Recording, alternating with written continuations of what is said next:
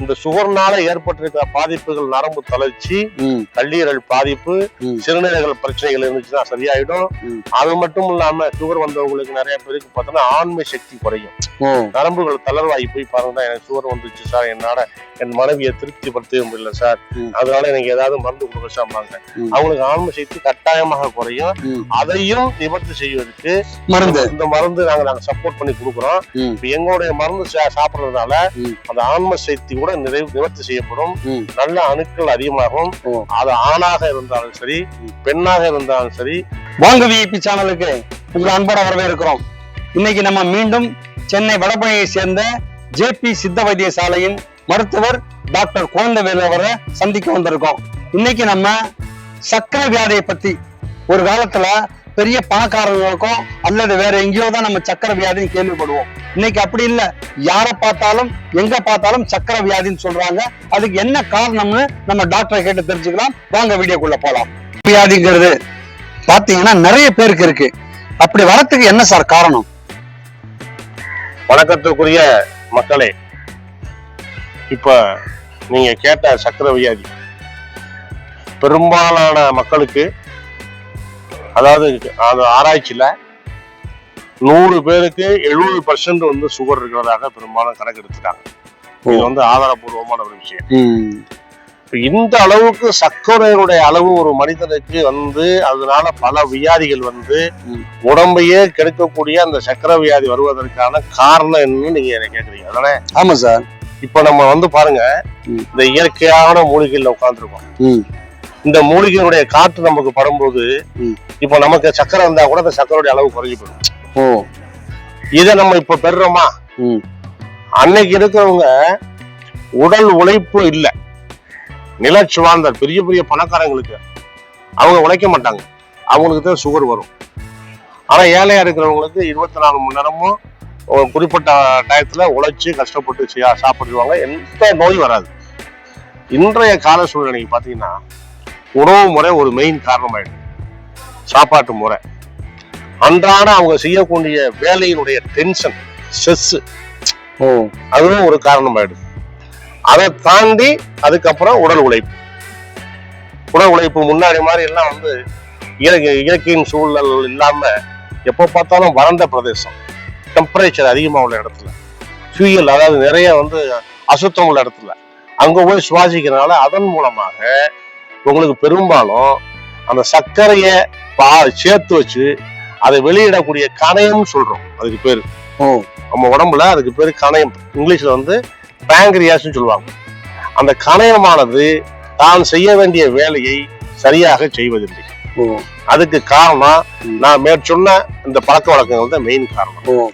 அது மாதிரி நிறைய ஆண்கள் பாத்தீங்கன்னா, ஒரு சில ஆண்கள் அதிகப்படியான அளவுக்கு ஸ்மோக் பண்றது, தண்ணி அடிக்கிறது, போதை பழக்கத்துக்கு அடிமையாடுறது, உணவு முறையில் கட்டுப்பாடு இல்லாம சாப்பிடுறது, கட்டுப்பாடு இல்லாம சாப்பிட்டு உடல் உழைப்பு இல்லாம இருக்கிறது, இத்தனையும் வர்றதுக்கு இருந்துச்சுன்னா அதன் மூலமாக சக்கரை வியாதி வந்திருக்குன்னு கண்டுபிடிச்சிருக்காங்க. அப்ப அந்த கணையம் கெட்டு போய் வச்சுங்களேன். இப்ப நீங்க எவ்வளவு உணவு சாப்பிடுறீங்களோ அந்த ஒவ்வொரு உணவுலையும் சுகர் இருக்கு.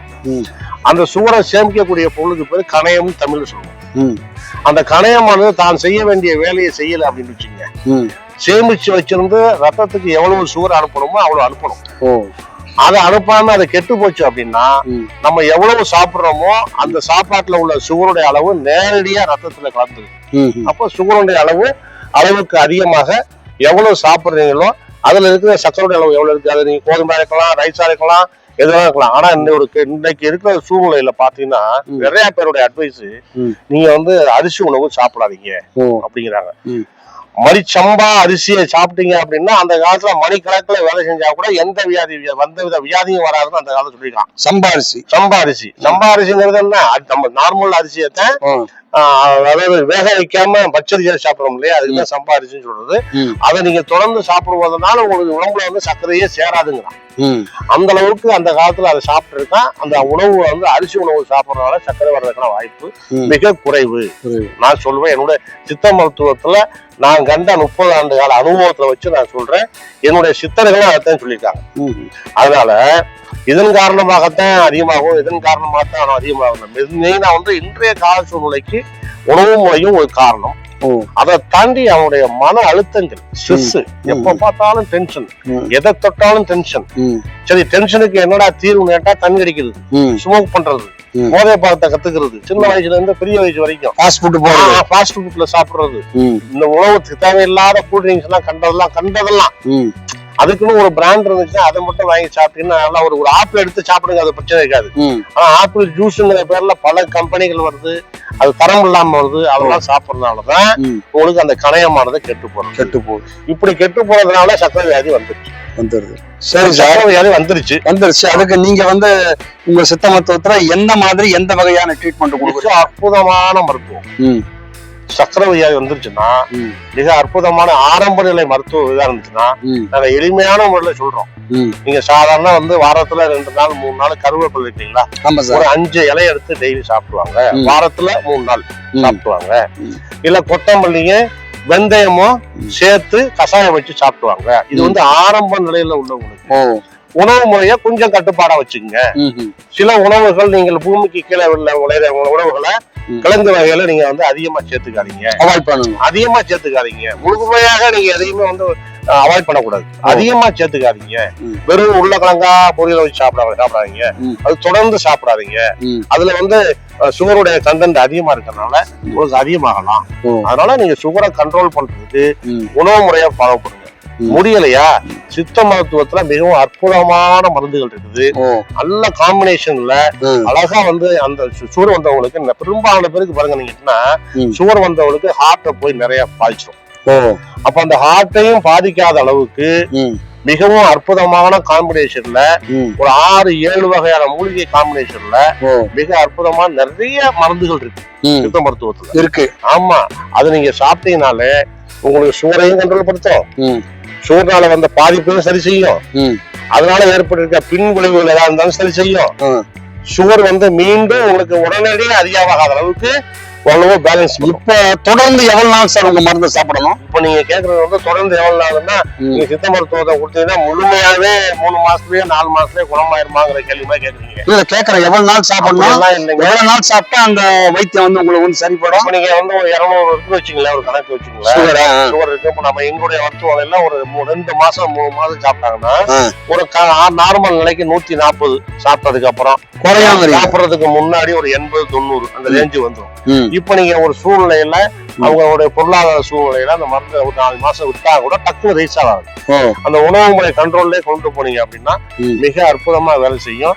இந்த சுகர் மருந்து சாப்பிடறதுனால மற்ற வியாதிகள் வராமையும் உங்களுக்கு தடுக்கப்படும். அது மட்டும் இல்லாம இந்த சுகர்னால ஏற்பட்டிருக்கிற பாதிப்புகள், நரம்பு தளர்ச்சி, கல்லீரல் பாதிப்பு, சிறுநீரக பிரச்சனைகள் இருந்துச்சுன்னா சரியாயிடும். அது மட்டும் இல்லாம சுகர் வந்தவங்களுக்கு நிறைய பேருக்கு பார்த்தோம்னா ஆண்மை சக்தி குறையும், நரம்புகள் தளர்வாகி போய் பாருங்க, எனக்கு சுகர் வந்துச்சு சார், என் மனைவியை திருப்திப்படுத்த முடியல சார், அதனால எனக்கு ஏதாவது மருந்து கொடுக்க சாம்பாங்க. அவங்களுக்கு ஆன்ம சக்தி கட்டாயமாக குறையும். அதையும் நிவர்த்தி செய்வதற்கு இந்த மருந்து நாங்க சப்போர்ட் பண்ணி கொடுக்குறோம். இப்ப எங்களுடைய மருந்து சாப்பிடுறதுனால அந்த ஆன்ம சக்தி கூட நிவர்த்தி செய்யப்படும். நல்ல அணுக்கள் அதிகமாகும். அது ஆணாக இருந்தாலும் சரி, பெண்ணாக இருந்தாலும் சரி, அதனால் உருவாகக்கூடிய நோய்கள், மற்ற நோய்களையும் தடுக்கப்படும். மீண்டும் சக்கரை வியாதி உடனடியாக அதிகமாகாது. இந்த மருந்து சாப்பிடுறதுனால உடனடியாக அதிகமாகுது. அதனால இப்ப நீங்க இந்த மூலிகைகள் காம்பினேஷன்ல சாப்பிடறதுனால என்ன ஒரு பிளஸ் கேட்டீங்கன்னா, நிறைய பேருக்கு பாத்தீங்கன்னா எங்கேயாவது அடி போட்டுச்சுன்னா புண்ணு வந்துடும். இந்த புண்ணு வந்துச்சுன்னா அந்த புண்ணு உடனடியாக ஆறாது. இப்ப அந்த மாதிரி நம்ம சித்த மருத்துவத்துல நீங்க மருந்து எடுத்துன்னு வச்சீங்களேன், அந்த மாதிரி புண்ணெல்லாம் வர்றதுக்கான வாய்ப்பே இல்லை. ஏன்னா இந்த மருந்துலயே உங்களுக்கு தடுப்பு இருக்குது. அந்த அளவுக்கு ரத்தத்தை சுத்தம் பண்ணி உடம்ப எல்லாம் பாதுகாக்கக்கூடிய மிக அற்புதமான மருந்துகள், மூலிகை மருந்துகள் இருக்கு. சரி, இப்ப மத்த வியாதிக்காக வேற மருந்துகள்லாம் சாப்பிட்டுட்டு இருக்காங்க, ஆங்கில மருத்துவம். அப்படி ஆங்கில மருத்துவம் சாப்பிடும் போது சர்க்கரைக்காக திடீர்னு உங்க சித்த மருத்துவத்தை சாப்பிட்டா வேற ஏதாவது பாதிப்புகள் வருமா? இப்ப நீங்க மாற்று மருத்துவம் செஞ்சுட்டு இருக்காங்க. ஆமா, அந்த மருந்தோட நம்ம சித்த மருத்துவத்தை சாப்பிட்டீங்க அப்படின்னா ஏதாவது பின் விளைவுகள் வருமா, உடலுக்கு பாதிப்பு ஏற்படுமான்னு கேட்கல. எந்த பாதிப்பு ஏற்படாது. நீங்க அன்றாடம் உட்கொள்ளுகின்ற உணவு மாதிரிதான் சித்தா ஆயுர்வேதம். ஒன்னும் பயப்பட வேண்டிய அவசியம் இல்ல. அந்த மூலிகையில் காம்பினேஷன்ல பதப்படுத்தி அதை செய்முறை பண்ணி கரெக்டான முறையில கொடுத்தாங்க அப்படின்னா எந்த விதமான பின்விளைவு இல்லை. நிறைய பேர் கேட்பாங்க, சார் நீங்க சித்த மருத்துவத்துல பத்தியம் வேற நிறைய வைப்பீங்களா சார், இதை சாப்பிடக்கூடாது அதை சாப்பிட வரலாம், அதெல்லாம் ஒண்ணுமே இல்ல. பத்தியங்கிறது எதுக்கு சொல்றோம் அப்படின்னா மருந்தினுடைய வீரியத்தை குறைக்கக்கூடிய சில மூலிகைகள் இருக்கு. அதனால இந்த சாப்பிடாதீங்க, பாவக்காயை சாப்பிடாதீங்க, அவத்திக்கீரையை சாப்பிடாதீங்க, தண்ணி அடிக்காதீங்க, ஸ்மோக் பண்ணாதீங்க, இப்படித்தான் சொல்ல முடியா. இது உடல் நலத்தை பாதுகாக்கக்கூடிய விஷயம், பொதுவான விஷயத்தை சொல்ல முடியா.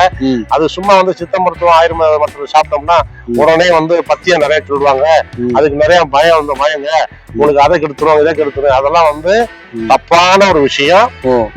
இயற்கையில் எமது சித்தர்கள் கண்டுபிடித்த அற்புதமான மூலிகையிலான எந்த மூலிகையை நீங்க சாப்பிட்டாலும் ஒரு நோயை குணப்படுத்துவதற்கு ஒரு மூலிகை என்று வைத்துக் கொண்டால் அந்த நோய் மட்டுமல்லாமல் மற்ற நோயும் உங்க உடலில் தாக்காத அளவுக்கு பாதுகாப்பதற்கு சித்த மருத்துவம் மிகவும் சால சிறந்தது.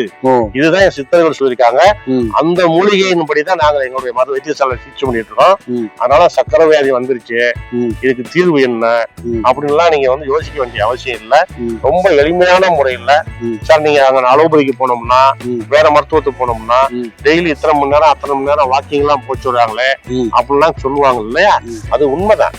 உடல் உழைப்புங்கிறது ரொம்ப முக்கியம். அது உடல் உழைப்பா இருக்கலாம், இல்ல மன ரீதியான உழைப்பா இருக்கலாம், உங்க பிரெயின் உழைப்பா இருக்கலாம். ஏதாவது வகையில உழைப்பு இருந்தாட்ட கல்லீரல் தன் செயல்பாட்டை சரியாக செய்யும். பசித்து புசிங்கிறான், பசிக்கும் போது சாப்பிட்டுக்கணும். நீங்க பசிக்கிறதுக்கு முன்னாடியே மேல மேல மேல மேல போட்டீங்க அப்படின்னா பல வியாதிகள் தான் வரும். இந்த மாதிரி சக்கரை வியாதி வருவதற்கு அதுவும் ஒரு காரணம். பலதரப்பட்ட உணவுகளை பல தடவை பல கடைகளில் பல எண்ணெய்கள் தயாரிக்கப்பட்ட உணவுகளை சாப்பிட்டா கூட இந்த மாதிரி வியாதிகள் வாய்ப்புகள் இருக்குது. அதனால தயாரி உருந்து சித்த மருத்துவத்தில் எந்த விதமான பின்விளைவுகள் இருக்காது. அதுக்கு சில முறைகள் இருக்கு, இதெல்லாம் சாப்பிடணும் சாப்பிடாதுன்னு சொல்லுவாங்க.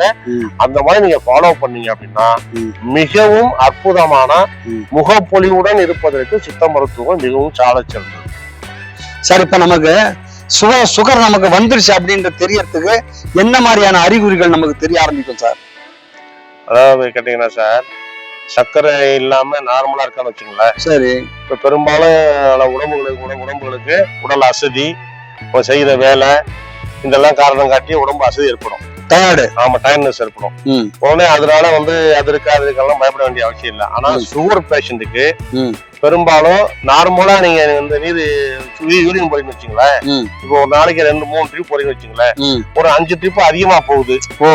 யூரின் நீங்க போகும்போது அதிகமா போயிட்டு இருக்குது, ஒரு மாதிரி அவங்க அன்னிச்சு யூரின் போயிட்டு வந்த உடனே உங்களுக்கு உடம்பு ஒரு மாதிரி டயர்ட்னஸ் ஏற்படுது அப்படின்னா சின்ன ஒரு சந்தேகம் ஏற்படலாம். என்ன காரணம்? யூரின் போயிட்டு வர்றோம், போயிட்டு வந்ததுக்கு அப்புறம் உடம்பு ஒரு மாதிரி டயர்ட் ஆகுது, இது ஒரு சிம்டம்ஸ். சரி, இப்ப நம்ம பழத்தை எந்திரிக்கிறோம், உடம்பு கூட கை காலெல்லாம் வலிக்கும்.